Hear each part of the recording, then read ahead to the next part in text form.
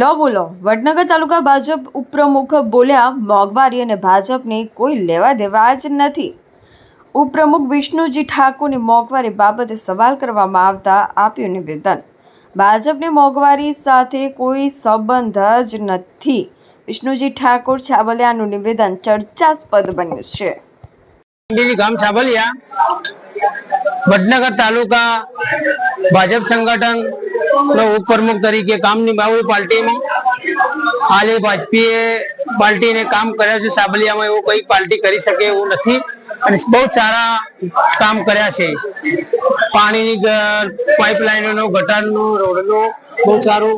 અમારા ઠાકોર લાલાજી કાનાજી ઉમેદવાર ખરા, એ બહુ જંગી મતે એમને જીતાડવાના છે અને સૌ મળી સંપીને સારા આખા ગામને એમને ફૂલ સપોર્ટ થી અને પાર્ટીના સપોર્ટ થી એમને ટિકિટ આપી છે અને અમે જરૂર એમને જંગી મતથી જીતાડશું એવું હું ભાજપનો પ્રમુખ તરીકે બોલું છું।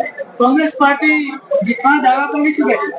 કોંગ્રેસ પાર્ટીને તો દાવા કરવાની ટેવ પડી છે એટલે દાવા કરે જ, બરોબર, પણ ભાજપીએ આજ સુધી કે જે વડનગર તાલુકાના વડાપ્રધાન પ્રણવ પુત્ર નરેન્દ્ર મોદી સાહેબ એટલે શેઠ સુધીમાં કોઈનું કોઈ કોંગ્રેસનું આવે એવું નહીં કે આમ પાર્ટીનું કોઈ આવે એવું નથી। એવું હું ઠાકોર વિષ્ણુજી ગંભીરજી ગામ સાબલિયાથી બોલું છું।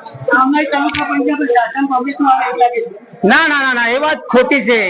ભાજપીએ રહેવાનું, નરેન્દ્ર મોદી સાહેબ છે ત્યાં સુધી ભાજપ જ રહેવાનું છે। ભ્રષ્ટાચાર દાવા કરી રહી છે, ભ્રષ્ટાચાર તો ટેવ પડી છે તો દાવા કરી રહે, પણ જે કામ જે વિકાસ થાય છે એને જોવે તો ખબર પડે ને કે વડનગર એક નગરી બની જાય છે સોનાની। મોંઘવારીનો દાવા કરે છે।